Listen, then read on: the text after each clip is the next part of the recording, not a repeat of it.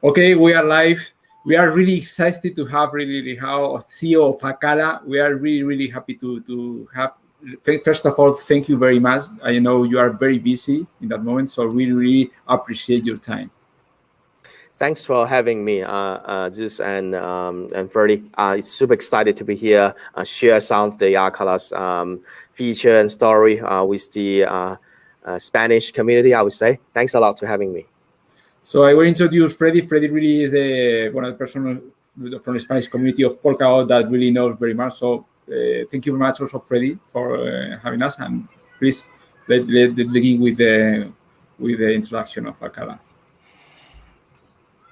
Yes, I also want to thank Dan Ritter. Dan Ritter have helped us a lot of. He was very excited from the first moment I suggested this meeting. So thank you very much, Dan. And to start with the presentation, what if you give a brief introduction to Acala and the DeFi hub you are building for Polkadot and Karura and Kusama, sorry, and what is the most interesting you can mention? Okay, definitely. So I think the best way to share like what we are building on Acala and Karura is through maybe a walkthrough of our front-end app. So what I'm going to do is I'm going to share my screen and walk through the current testnet with the audience. So let me see if the screen pops up. So is it? Can you see my screen? Is it shared? Yeah. Awesome. Yeah, perfectly. Yeah. So this is the testnet for Acala, and it's been running for like 6 months already. So Acala, in a nutshell, is a specialized network and fine-tuned for DeFi. So what Polkadot enables developer to do is that it actually enable new possibility for developer. So on Ethereum, developer to have the ability to build applications, but on Polkadot, developer have new possibility, new probability to build a specialized network, like build a customized blockchain and then deploy as a project on Polkadot. Polkadot solve two major hurdles for developer to otherwise very hard to do a specialized network. The one hurdle would be like, how do you secure your customized or specialized network? And Polkadot solve that problem through shared security. So each project is tapped into the Polkadot shared security model and it's being secure by the Polkadot's POS network. The other hurdle would be like, hey, if you build a specialized network and you will be essentially a liquidity silo, so you are not connected to other network, and it's very hard for user to transact in your network. And Polkadot solved that problem with XCMP, which bridges to other networks. So when a project become a project, it's actually secure and interconnected with the whole Polkadot's project ecosystem. And those is very exciting, a new possibility for developer like us to build a specialized network. And Acala essentially is a specialized network fine-tuned for finance. So I'm going to actually walk through this front-end app and talk about what actually is special about Acala. So Acala is because Acala is a specialized network, it actually has a set of financial primitive built in on the chain level. So it's more of like a specialized network with some feature built right into the core of the blockchain. So in the very first financial primitive for Acala is a stablecoin. So that's the centerpieces of the Acala specialized network.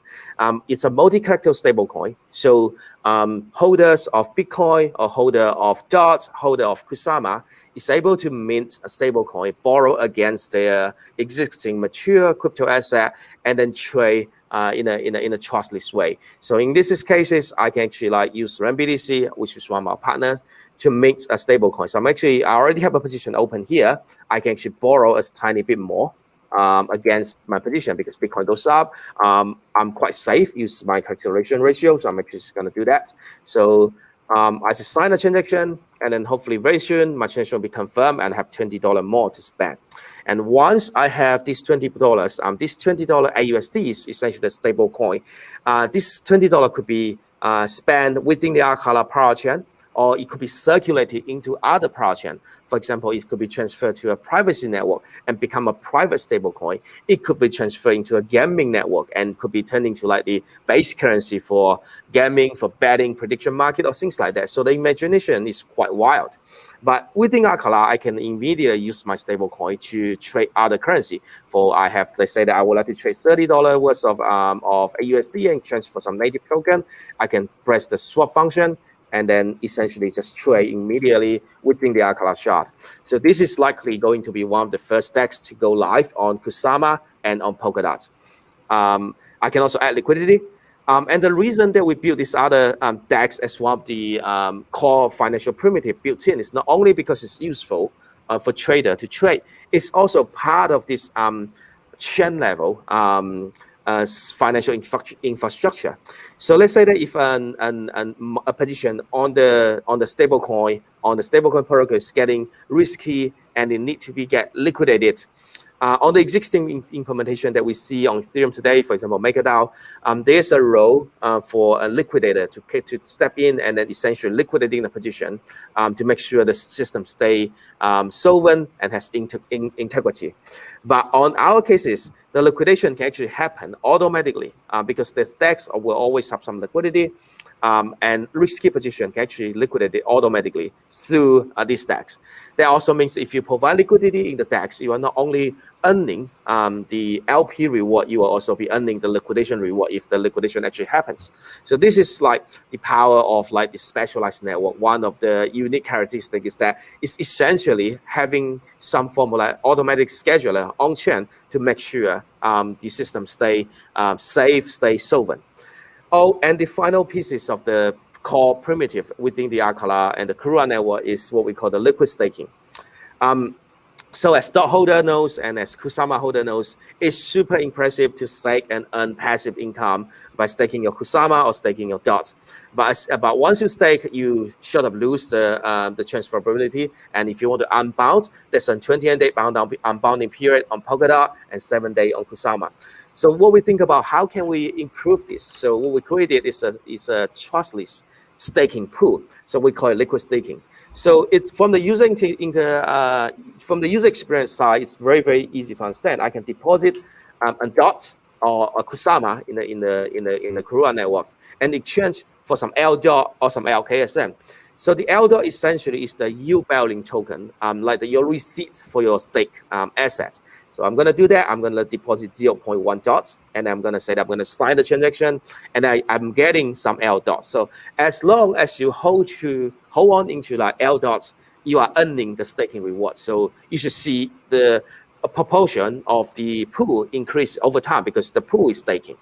I can also unstake. I can swap that. And I can also unstake in a number of like advanced way. I would like to redeem it back. I can redeem, and I can redeem immediately. That means you might have to pay some fee for the convenience to cover some of the costs for the pool. Or you can say that I just want to redeem and wait. So you can say that there's no cost for that. You can just redeem and wait for the like standard unbounding period. The L dot token itself is transferable. So I can say that I would like to transfer L dot to someone else. It's as good as the dot because it's trustless. The L dot token can be also used to borrow against the stablecoin protocol. So you can actually borrow against your stake asset. So we'll be earning interest. You are earning staking reward while you are borrowing against your stake dot. So I think this is super impressive. And if we think about you chain all this story together, there's a lot of inter-blockchain money Lego you can already start to imagine. For example, if I have Bitcoin, I would like to get exposure on the Polkadot staking reward without liquidating my Bitcoin. So what you can do on Acala is that you can essentially mint RAM BTC or other Polka BTC or other Bitcoin that's available on Acala, and then use that as crypto to borrow some L dots. And if the market goes to the right direction, you are essentially earning the staking reward of Polkadot without liquidating your Bitcoin. So it's super, super fun in this like multi-chain future that we believe. The other special thing about Acala is because it's a specialized network, there's a lot of fun stuff that we can do that would be very, very hard to implement on other networks. So one use case is probably I created this brand new account. It has RAM BTC and has AUSD. And I don't have any native token, but I can still transact in the Acala shop. I can say that I would like to transfer like 5 AUSD to this account. And on other blockchain, you might have to be very, very complicated. You might have to acquire some native token to pay as gas fee. On Acala, we have this we have this unique feature. We call it the Flexi fee. So what it does is I'm essentially paying AUSD when I'm transferring AUSD. What happened under the hood is the system will automatically liquidating fraction of my AUSD in exchange for the native token needed to pay for the gas fee. But from the user perspective, it's essentially transparent. I can transact, and this is super helpful. Like if you are a Bitcoin holder and you teleported some Bitcoin into Acala, and you have nothing, no other token, you can still transact. You can use that Bitcoin as fraction of that Bitcoin as gas fee to transact and navigate within with the Acala shard. So this is a unique feature we think about. We're super excited about the power of a specialized network. This is the financial primitive that we built over the last year and a half. But on top of that, Acala itself is also a full-fledged blockchain. That means we can support smart contracts such as like EVM, Solidity smart contract. We can also support ink smart contract. So developer can actually like reprogram what we created. They can deploy their contract. They can either open a branch on Acala. They can deploy some brand new smart contract to reprogram that we created. And essentially, we already like the full pipeline has been already there. And one unique thing about the EVM of the Acala implementation is that we also have this what we call the pre-compiled contract. That means everything that you access through here is pre-programmable and exposed in the EVM smart contract. You can access the Oracle, you can access the on-chain automatic scheduler, you can access the on-chain DAX. So developer have already can have some existing infrastructure to tap into. So I think that's pretty much like a brief walkthrough of the Acala testnet and a brief indication of like what's coming up. I think it's super useful for job holder and for Kusama holders. Thank you. Impressive. Thank you, Ruitao. I think you almost solved all the questions we had, but somehow we are going to repeat them. So if you want, go ahead, Jesus. Okay, so we have some questions. The first thing is, I think DeFi probably is the most successful use case on Ethereum. Do you think the DeFi in Polkadot ecosystem will happen mostly in Acala? Or do you think will be spread different parachains? What do you think about will be the ecosystem? Well, I think, I will probably share some background belief that I personally think that's going to be the future. So first is that I believe the future is going to be multi-blockchain. It's not going to be only blockchain, like one blockchain to rule them all. And I think we're also in the very, very early movement of this DeFi or this financial sector being rewritten on top of blockchain. So we're very early. So what I believe is that it's going to be a multi-chain. The DeFi will happen on Ethereum today is super cool. I think it's going to continue to thrive. And what Polkadot enables is like another possibility, another angle to bring more people onto DeFi. So I think it's going to be complementary. And same answer for like how the DeFi is going to turn out on Polkadot. We think Acala at this stage is one of the top builder in the DeFi space. We're definitely going to see a lot of activity to happen on Acala. And as the Polkadot's blockchain ecosystem matures, I think it's gonna be a lot of fun stuff gonna happen in Acala and in cross-chain as well. One example that I mentioned in the demo that I showed earlier is that because what we believe is that on Polkadot there's gonna be a lot of specialized network, and the inter-blockchain money Lego story will be much more exciting if you think about chain interactable with other chain. So one example I can put out is that if you think there's another privacy shard, there's actually a lot of team that's building on the privacy sector. And if you think about AUSD can be transferred into a privacy shard and turn into like a private AUSD, that is super cool. And that's like very, very hard to do with other network in a trustless way, but it's become a possibility on Polkadot. So I mean, to answer the question, I think we would have a thriving activity happen on Acala, and then we'll have like even more fun when we interact with other projects. Okay, I understand. And about the integration with Ethereum DeFi, what can talk about the Acala EVM? What is special? How you have been constructed? Have you talked about a little bit in more detail about the Acala AVM?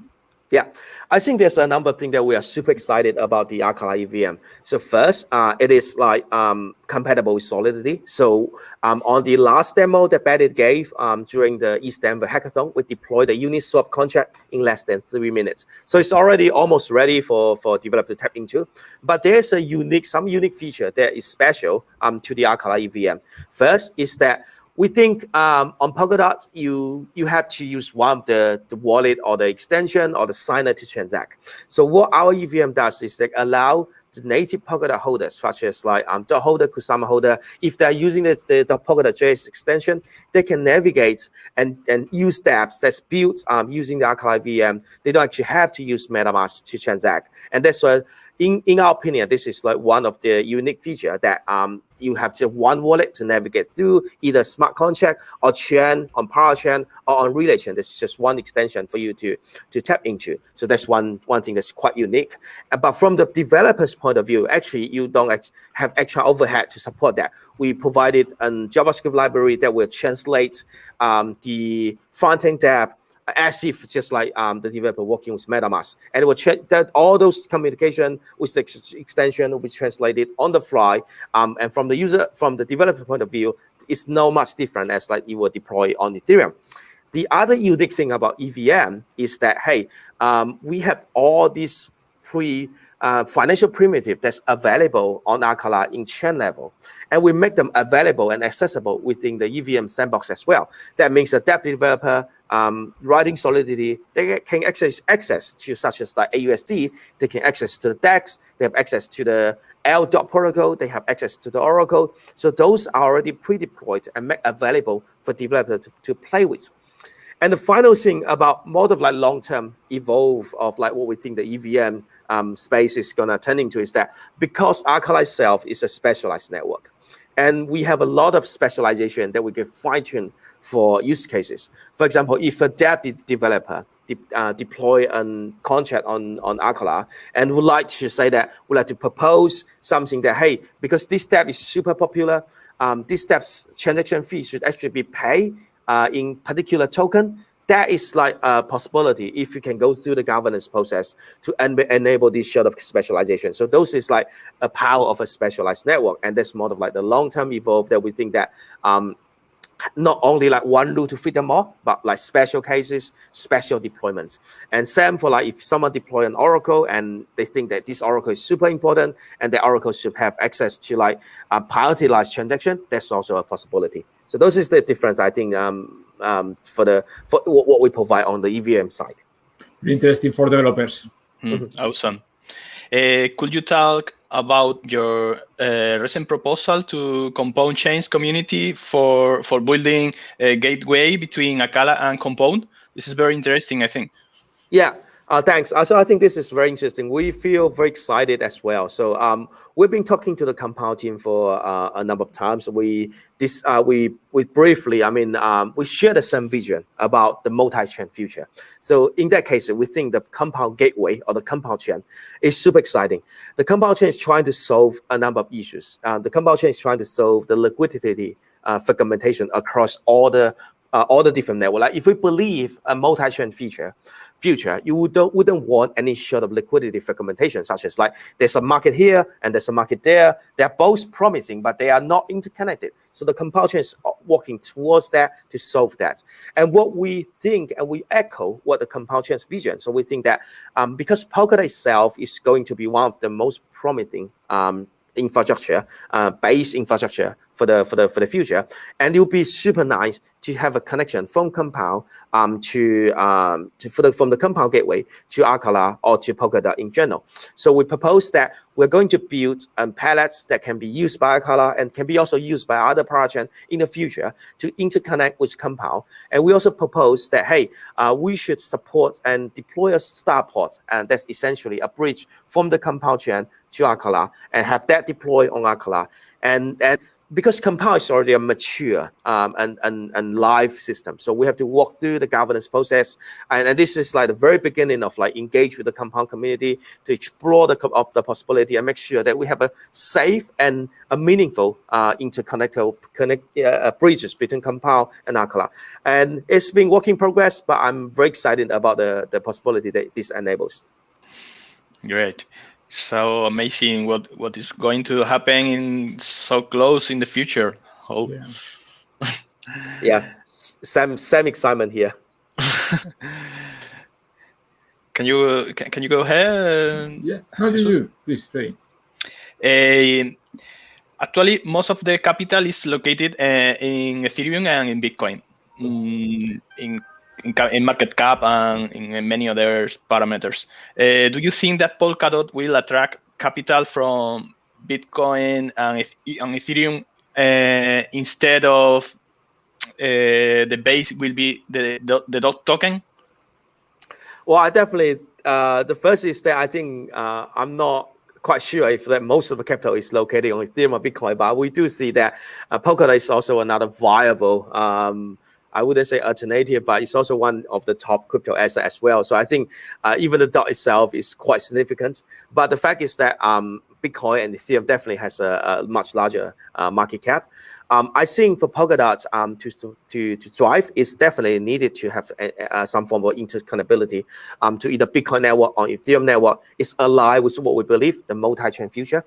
So I think when Polkadot's power chain go live, you will see a lot of activity happen on DOT-based activity. It's gonna be super fun because like DOT is actually one of the first major POS asset that has like staking reward, and all those could be reprogrammed. There's a lot of new possibility enabled by DOT.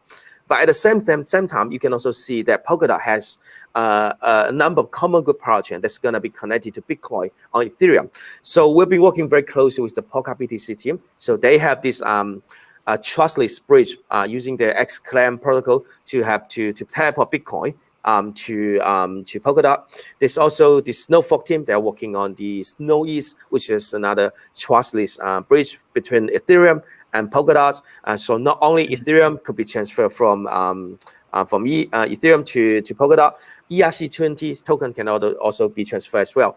So I think it's going to be a mixture of both, and we will definitely see a lot of activity. Like if the transaction cost is lower and if the safety guarantee is similar, I would see a lot of potential that a lot of traders they might enjoy the faster transaction time and the cheaper transaction cost on Polkadot once you go live. So I think it's going to be a mixture of both. We'll see. Okay, we'll see. Yes. One of the main important challenges in the adoption is the user experience. So right now, our community is getting used to use the wallet of Polkadot. But do you think there will be some chance to use MetaMask, because there are a lot of people really use it to use MetaMask? What do you think about this? How will use the wallet, or what would be the main wallet? Yeah, so in Acala, we actually have like two major wallets that we support. So one is the Polkadot JS wallet. This is the native wallet for the native signer for everyone that's transacting on either the Relay chain or any power chain. Most of the power chain we support the Polkadot JS signer. We also have a full-featured mobile wallet that's called Polka Wallet. It supports every single feature of Acala in a native way. So they provide a lot of better user experience if you are mostly mobile only. I do believe MetaMask is one of the it already have a large user basis, right? And we can see that how easy that user can migrate from Ethereum to BSC or things like that by just adding a custom RPC. So those are exciting as well. I think there's a proposal that's on progress of have a native Polkadot support in MetaMask. I think there's a pull request open that we might see some movement in that as well. Maybe there will be some added functionality to support that. And I would say that for a user to use both MetaMask and Polkadot when they're navigating within the Polkadot ecosystem is a little bit confusing, because if you want to transfer DOT, you have to use Polkadot JS. And if you don't interact with one of the power chain that's only supports MetaMask, then you have to switch to another wallet.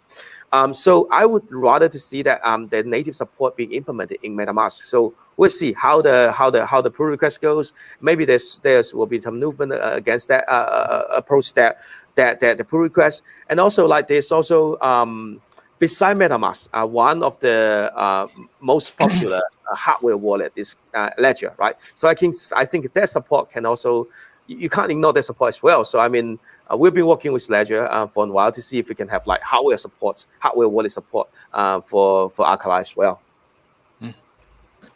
Okay. Awesome. Yeah, so in one of the things in this competition on DeFi space, what are the strongest points that you think about DeFi on Polkadot? What are the things that really are new, that are really the big advantage that will have this kind of DeFi? So are you asking about that? Why do we think building on Polkadot is? Well, what are the strong points on DeFi over Polkadot? On Polkadot, okay. And why did you choose Polkadot instead of Cosmos or other platform? Yeah. Okay.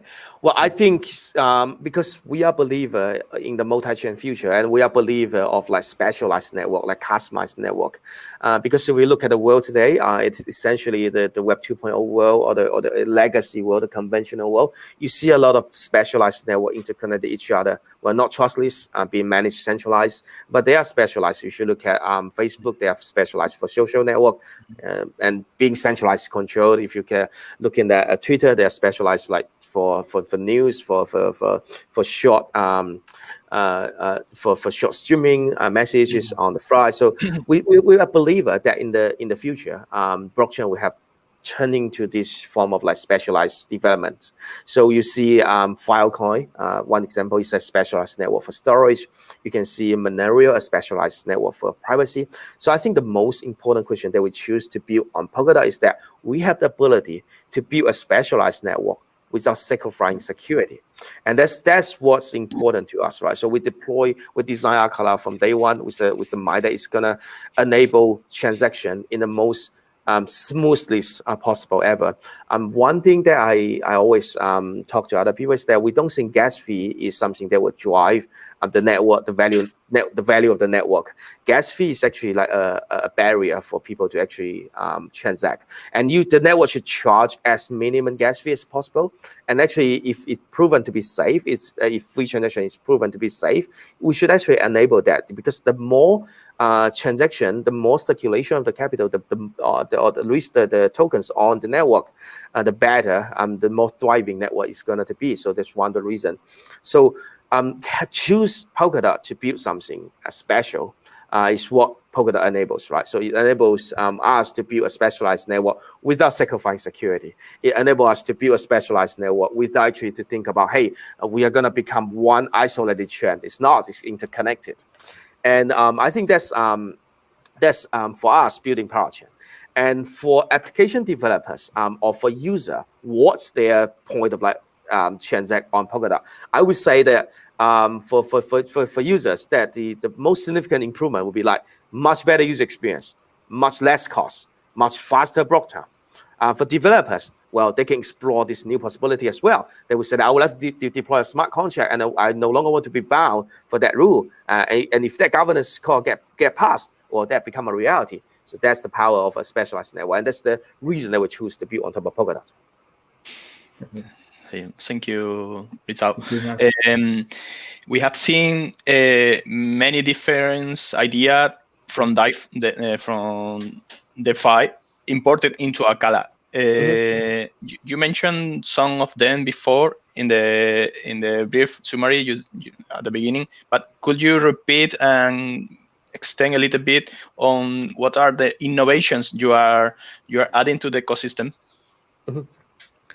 Yeah, definitely. So we can, I mean, for Acala itself, I think it's like the DeFi shard or the DeFi hub, right? So we already have we enable a lot of utility access for token holders to tap into. So if you're dot holders, by having the Acala shard, you have the trustless way to make LDOT, you have the trustless way to trade in the DEX, you have the trustless way to borrow against your positions. I think that is one of the super cool feature of like having a blockchain. And also what we think like what is gonna to happen on Polkadot or in the proof of stake network in general is that we'll start to see a lot of, in my opinion, we'll start to see a lot of a lot of protocols start to playing around the staking derivative. So we will see a lot of innovative new type of application being developed to tap into the staking derivative part. If you look at Ethereum today, the DeFi space on Ethereum today, a lot of activities is revolving around staking rewards, yield farming rewards, or like interest rewards. But if you have something that's built natively on the POS network, and the POS network itself has some yield that's guaranteed for validator, and if some way to reprogram those yield, it's gonna become super interesting. Well, the other what we can foresee might the inter-blockchain money Lego when it comes to play, as I mentioned previously, there's gonna be application that will deploy and then interact with multiple parachain, and by chaining them together, there's gonna be a lot of scenario that I could even imagine at this stage. But I think it's gonna be very fun if you can chain all the different chain together and then have like one aggregator or something like that to interact with multiple chain with different specialized ability. So it's gonna be very fun. Okay, really exciting. What are right now your expectations about how many different users do you expect for the next year? What are the TVL estimations do you expect? Can you like do some kind of predictions or some kind of estimations? Well, this is very hard. This is a hard question. I know. I don't want to put out like baseless estimates or something like that, but I can share some of the data that we currently already have. So we've been running the testnet for like over around 6 months. Our testnet actually has more than 50,000 accounts, real accounts that being joined, being used. It has close to 1 million transactions already on the testnet, and people is actually using this. Traders actually tester community members, they're actually using it every day as we speak. So that's like if you go to Subscan, you can actually see that's happened. So I think this is some indication that what might be happening when we should go live. And for the Acala, we have over 100,000 community members across the channels, across in Twitter, in Discord, and we hope to grow this community to even larger scale. And if you're talking about TVL, I mean, there's something that I couldn't estimate. It might go viral if we think some of the protocol being adapted. If the trader thinks some of the protocol that we created is useful, for example, the L.dot protocol, the liquid staking protocol, if people find it useful, they might spike a lot. And well, again, this is extremely hard to estimate. So I would rather leave that to see. But I do have some. I already shared some of the number that we see on testnet, so that's some indication. A really strong community. We see it in the testnet. So really, congratulations for that. Oh, thank you. So, we have talked about Compound, but will we expect some other big DeFi project that we were coming to Acala? I know Uniswap or no. What are the? Yeah, definitely. So there's like we're already working with some of the teams. For example, we're working with RAM BDC, we're working with Ampleforce. There's quite a team of pipeline that we will release as we progress. And this what I can hint at this stage is there will be some super interesting native products that will be what we're seeing that will deploy on Acala. Well, as I mentioned, it's a specialized network, so we require some sort of specialized application. Well, I mean, just stay tuned, and there will be a lot of excitement that we can share. But one thing I can share right now is that we, as the builder of this network, actually have more than one protocol that we're working on, right? So we are working also on the leverage trading and synthetic asset protocol. I mean, we call it Lamina, but we might give it another new name. So that is going to be one of the use cases for the stablecoin that we created, and it's likely that protocol will be also deployed on Acala as well. So that's something that's I can hint now, and then we'll see how it goes. Good. I think this is the 1 million question that I have to ask you. Yeah. When is going to happen all these things? When is going to start the first parachain? I think you are in contact with the core team of Polkadot, so maybe you can guess or you can already know. Yeah. Well, I don't want to guess without any supporting evidence or something like that. I would say that it's ready when it's ready. So I couldn't give any accurate timeline that we can follow, but I can give some indication of how the progress is checking on the Rokuku testnet. So I think yesterday, the Parity team, they restarted the Rokuku testnet. So the CrowdRun module is actually already being tested as we speak on the Rokuku testnet. And once that's become stabilized and being audited, we could see that being implemented in Kusama very soon. So the Kurura launch, I think, is getting really, really close. Maybe within 1 or 2 months, we can see CrowdRun being live on Kusama. And then once the Kusama's CrowdRun, the project is stabilized, we can see Polkadot going to the same process. I think the rollout process of Kusama is that they will probably be a system project first. And then once that system project is stabilized, then we can start to see the CrowdRun process start to go live. So I think the indication to check is that check closely on Rokuku. It's almost there. And then when the very first system project goes live on Kusama, that's the indication that, okay, it's almost ready. Are they also testing the system parachains in Rococo? Yeah, we are not only we are testing the system project, we are actively contributing to that as well. So we've been working very closely with the awesome team from Parity to fine-tune the issues that we see during the test phases, and to make sure that the actual project or the actual support is going to be smooth. So yeah, we are actively contributing that and provide feedback to Parity as well. I've heard one of the system parachains could be one to take accounts to accelerate the queries of the account balance, and so a dedicated parachain like this.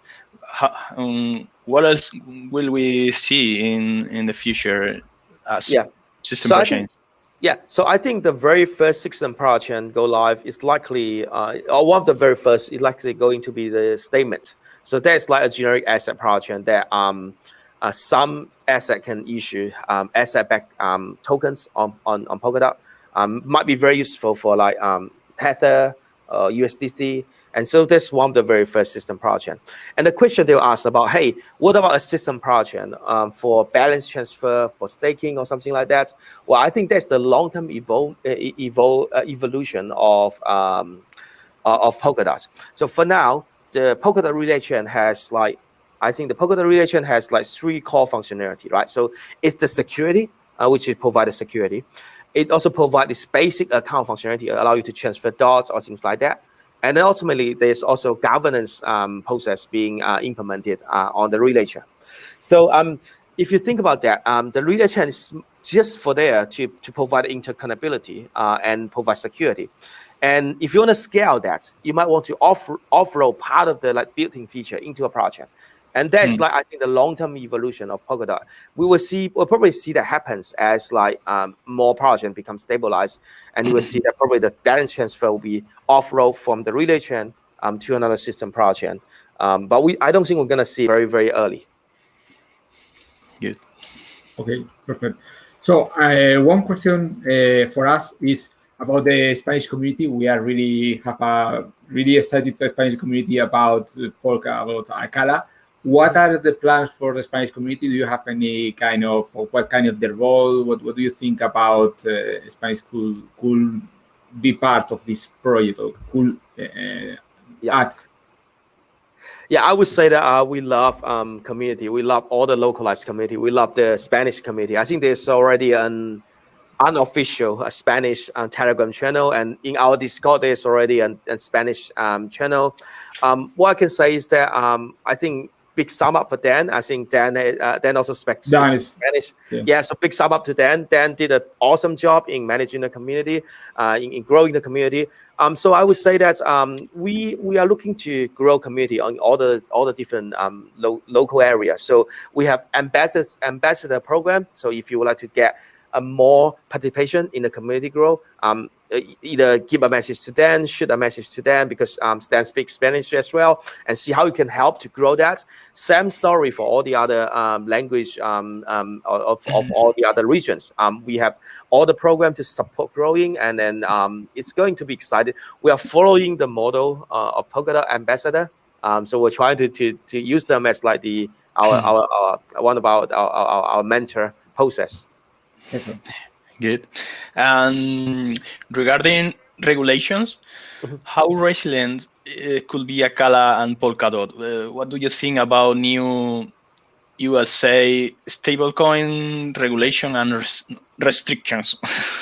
Oh wow, that's It's a pain in the ass, I know. Yeah, I think that's a question that most of the developers they don't like, right? But I mean, but we have to face that. It's a reality. It's a real issue that probably every builder should realize. I think generally the direction especially in the US, you can start to see the direction start to turn into more of like they don't want to ban it. It's more of like they want to turn into like a much more friendly and allow the legal firm to support what the innovation is. I think the other day I can read an article. The Wyoming they supported the very first DAO law, so essentially a DAO can be a legal entity now. So there's a positive development of like what we see in the US space. But again, I think in order to minimize all the regulatory space, is that hey, you should reach to a degree of true decentralization to minimize all the legal or regulatory space. Although we think in the future it's going to be like quite friendly, but in the meantime, there might be still some bumpy ride. If you look at a decentralized protocol, one way to gauge how decentralized it is that if the founding team member goes away, or if one of the core member goes away, does it still survive? That is still thrived for the token holder? And I think if you look at Bitcoin today, it's already truly decentralized, right? So there's no organization to go after, and everyone's contributing. So we would love that we can reach that sort of decentralization at some stage. We're working towards that, and it's actually easier to achieve because we are building on top of Polkadot. It's like a POS network, so we are not actually liable for the actual network security, for the trustless nature of that. So by tapping into that, it's probably will enable us to move towards some degree of decentralization very fast, and then in the long term, hopefully, we would like. We'd like to become like a truly decentralized organization. There's no legal entity, and we're essentially all working for the DAO. That's ultimately our goal. Good. I think we are almost reaching the end. I don't know if Jesus, do you want to ask something else or? I don't know if it has some question that we have to ask you how and we don't did it. Any question that we probably need to ask you? And we yeah, I think this. I would like to share. Like, it's not a question you like to ask me. I would like to share a little bit more about the project and auction process. I think it's one unique aspect of like both for Kusama and Polkadot. It's a one unique way to launch your network, and I think it will be super awesome if you can share a little bit of like that with the community today. So the overview of like how you launch your network and how we think this project and auction process is super cool is that in a nutshell, it's like the lossless form of like participating in a network launch. So if you look at Ethereum, the ICO back in 2017 or 2018, that's like one of the bootstrap event for the Ethereum. But the thing is that exchanging ETH to another token is risky, and it also created a negative effect on Ethereum, the ETH token itself, because project need to most of the project they need to liquidate ETH, and those ETH will be like constantly selling pressure on the market. But what Polkadot enables and what Kusama enables with this project auction offering is that, hey, you don't actually have to exchange your DOT or your ETH to the project if you don't want to. You can stake your ETH, you can stake your KSM, or you can stake your DOT for the project that you believe is gonna create a better utility for the system, and then you just stake your token in a trustless way. Your token will be returned back to you after the lease period, so this is lossless. The only thing that you are giving out is actually the opportunity cost. The otherwise staking reward that can be earned. But for a token holder, I think it's always wise to choose a network that can create real utility value, not only for the network, but also for the token holder themselves. And I don't want to say too much about like Acala or Karura. We believe we created something that will be very useful for the token holder to use, right? So this is like one shameless way to pitch ourselves is that if you want to use, give more utility for your DOTs, for the Kusama, please support us in this project of the process. No, yes, for sure. I think your project have to be probably one of the most important in the Polkadot to create value. So I really agree with you that yes, and it's really amazing the auction process on that we have to try to explain for our Spanish community and to try to explain the different steps, because sometimes it's this first process is not well known. We need to explain it in detail. Yeah, I think one very easy way to understand the auction process is that we don't think about auction at all. We don't think about the complicated underlying mathematical stuff at all. You just think about this is like liquidity mining. So you are using your DOT to liquidity mine the ACA token, or using your KSM to liquidity mine the Karura token.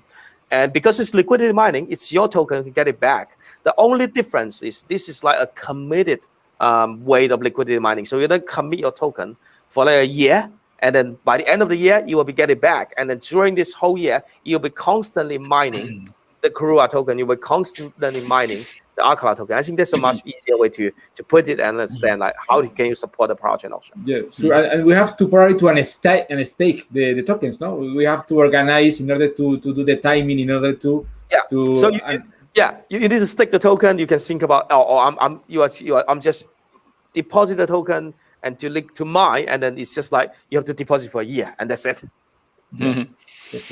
And the same you have L dot, a liquid staked dot. Are you planning to have a liquid deposit dot for the auctions? Oh, well, this is like a very fun question to answer as well, right? So it's actually like a chicken and egg problem, right? So you can, once the very first project go live, and if we are the very first project go live, then you can start to have this trustless way to participate in other project auction. So that's actually in our roadmap. We're going to support that, but we have to go live first before we can support this form of complicating token story. And maybe support us first, and the next time if you want to stake for another project, you can actually stake to us. Yeah, that makes sense. Yeah. Okay, Freddy. I think it has been a lot of information for our community. We will need a couple of months to digest this half an hour. So for me, I'm completely satisfied with the interview, and thank you very much for accepting and for attending this meeting. Yes, we really appreciate your time and really excited news. And yes, we have to follow all the information from Acala, and yes, to be part of this process. Oh, thank you both. Thank you, Fred. Thank you, Hasis. It's super fun and super excited to be able to share our story with the Spanish community, and also big sum up for Dan as well for organizing this event. That is super stuff. So thanks a lot to have me. Thank you. Okay, so I hope to can have you all the time after the launch. Yes, a lot of luck, but I think you don't need it.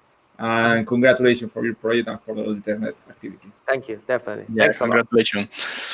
Thank you. Bye. Thank you. Bye.